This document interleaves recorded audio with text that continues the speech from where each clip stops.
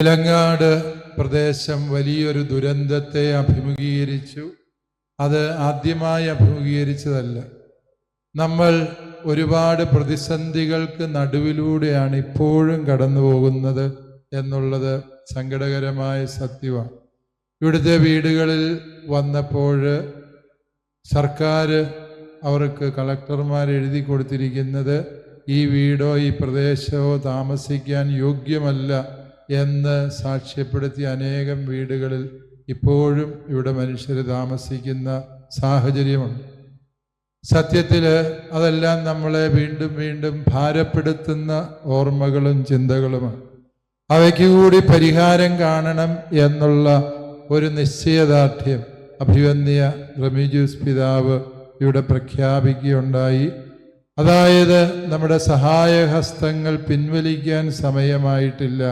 ഇനിയും നാം എല്ലാവരും ഒരുമിച്ച് ചേർന്ന് ഈ ഒരു ദുരന്തമുഖത്തിൻ്റെ ഭീതിയിൽ കഴിയുന്നവരെ സംരക്ഷിക്കേണ്ടതുണ്ട് എന്നുള്ള പിതാവിൻ്റെ തിരിച്ചറിവും അതിനുവേണ്ടിയുള്ള തീരുമാനവും ഏറെ അഭിനന്ദനാർഹമാണ്.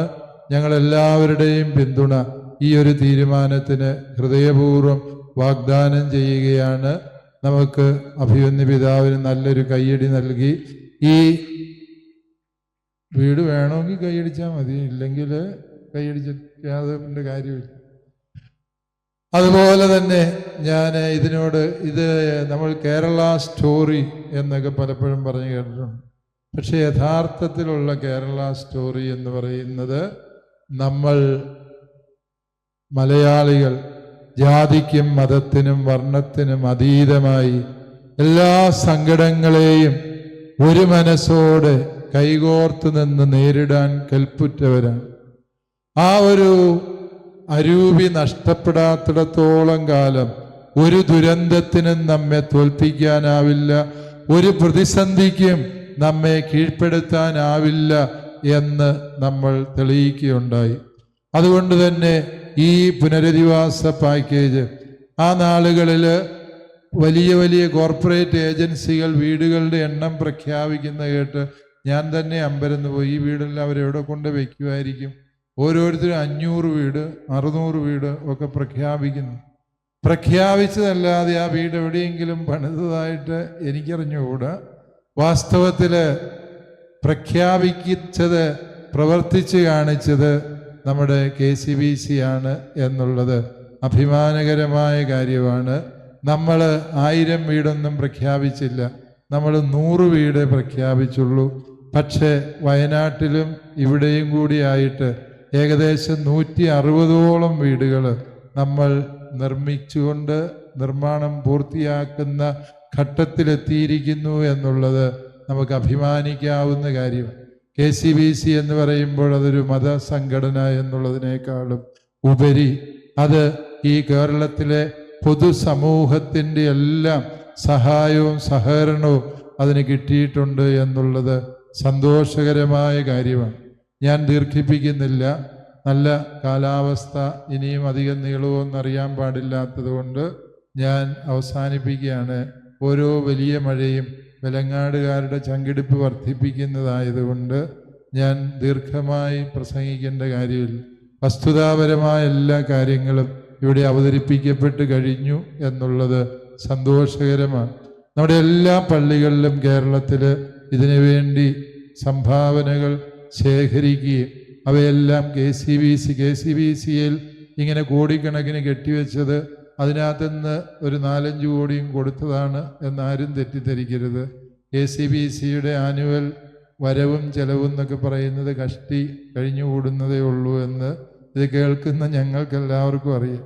പക്ഷേ ഇതെങ്ങനെയാണ് ഈ പണം സമാഹരിച്ചത് എന്ന് ചോദിച്ചാൽ, പ്രിയപ്പെട്ടവരെ, ഈ കേരളത്തിലെ മുഴുവൻ മനുഷ്യരും ഒരു മനസ്സോടെ സഹകരിച്ചു, സഹായിച്ചു.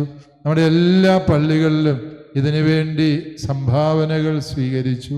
അപ്രകാരം ചേർത്ത് വെച്ചപ്പോഴാണ് ഇങ്ങനെ വലിയ നന്മ രൂപപ്പെട്ടു വരാനിടവന്നത് എന്ന് നമുക്ക് ഓർക്കാം. ഇപ്രകാരം അനുഗ്രഹങ്ങൾ കിട്ടിയവരെ നിങ്ങൾ KCBC ആണ് നിങ്ങൾക്ക് വീട് തരുന്നത് എന്ന് പറയുമ്പോഴും ഓർക്കുക, അത് നമ്മളെപ്പോലെ സാധാരണക്കാരായ മനുഷ്യർ അങ്ങ് കാസർഗോഡ് മുതൽ തിരുവനന്തപുരം വരെയുള്ള സാധാ മനുഷ്യരുടെ ചെറിയ സംഭാവനകൾ ചേർത്ത് വെച്ചതാണ് നമ്മുടെ ഈ ഭവനങ്ങൾ ഓരോന്നും എന്നുള്ളത് നമുക്ക് തിരിച്ചറിയും. അതുപോലെ തന്നെ ഇന്ന് കേരളം മറ്റൊരു സന്തോഷ വാർത്തയിലാണ്. പുതിയ മുഖ്യമന്ത്രിയും പുതിയ സർക്കാരും രൂപീകരിക്കുന്നതിനുള്ള എല്ലാ കാര്യങ്ങളും ക്രമീകരിക്കപ്പെട്ടു എന്നുള്ള സന്തോഷത്തിൽ പുതിയ സർക്കാരിനോട് നമുക്ക് പറയാനുള്ളത് 2 കാര്യങ്ങൾ ഈ സർക്കാരിൻ്റെ ശ്രദ്ധയിൽപ്പെടുത്തണം എന്ന് ഞാൻ ആഗ്രഹിക്കുന്നത്. ഒന്ന്, അഭിവന്യ റെമീജിയസ് പിതാവ് ഇവിടെ പറഞ്ഞതുപോലെ 2 കൊല്ലം മുമ്പ് വരുമ്പോൾ കണ്ട അതേ കരിമ്പാറ കൂട്ടങ്ങളും കല്ലുമായിട്ട് ഈ വഴി ഒരു പ്രേതഭൂമിയെ ഓർമ്മിപ്പിക്കുന്ന രീതിയിൽ കിടക്കുന്ന അവസ്ഥയ്ക്ക് മാറ്റം വരേണ്ടതുണ്ട്. ഈ സർക്കാർ അധികാരമേറ്റാൽ ഏറ്റവും പ്രാധാന്യത്തോടെ പ്രഥമ പരിഗണന നൽകി പരിഹരിക്കേണ്ട പ്രശ്നമായിട്ട് ഈ വെലങ്ങാട് മഞ്ഞക്കുന്ന് റോഡിൻ്റെ നിർമ്മാണം യുദ്ധകാല അടിസ്ഥാനത്തിൽ പൂർത്തിയാക്കണമെന്ന് സർക്കാരിനോട് നമുക്ക് ഒരു മനസ്സോടെ ആവശ്യപ്പെടാം.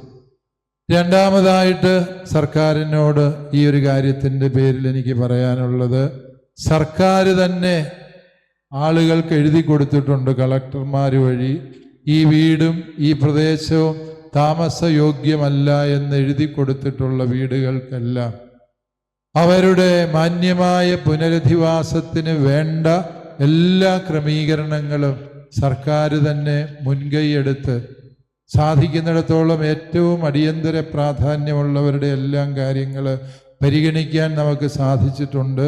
ശേഷിക്കുന്നവരുടെ കാര്യത്തിൽ സർക്കാരിൻ്റെ സത്വരമായ ഇടപെടൽ ആവശ്യമുണ്ട് എന്നുകൂടി സ്നേഹത്തോടെ ഓർമ്മിപ്പിക്കാൻ നമുക്ക്.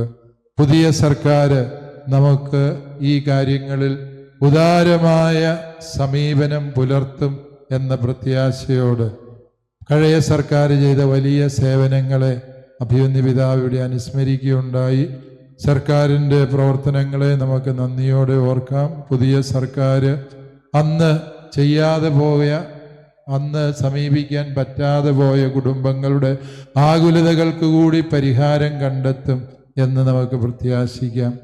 ഇതിനുവേണ്ടി പരിശ്രമിച്ച എല്ലാവരെയും ദൈവം സമൃദ്ധമായി അനുഗ്രഹിക്കട്ടെ എന്ന പ്രാർത്ഥനയോടെ അഭിവന്യ റെമീജിയസ് പിതാവ് സമാനതകളില്ലാത്ത വിധം സുന്ദരമായ നേതൃത്വമാണ് ഈ ശുശ്രൂഷകൾക്കൊക്കെയും നൽകിയത് എന്നുള്ളത് ഞങ്ങൾ എല്ലാ പിതാക്കന്മാരും അഭിമാനത്തോടെ നന്ദിയോടെ ഓർക്കുകയും പിതാവിനോട് ഞങ്ങൾക്കുള്ള വലിയ ആദരവും സ്നേഹവും ഈ അവസരത്തിൽ പ്രകടിപ്പിക്കുകയും ചെയ്യുകയാണ്.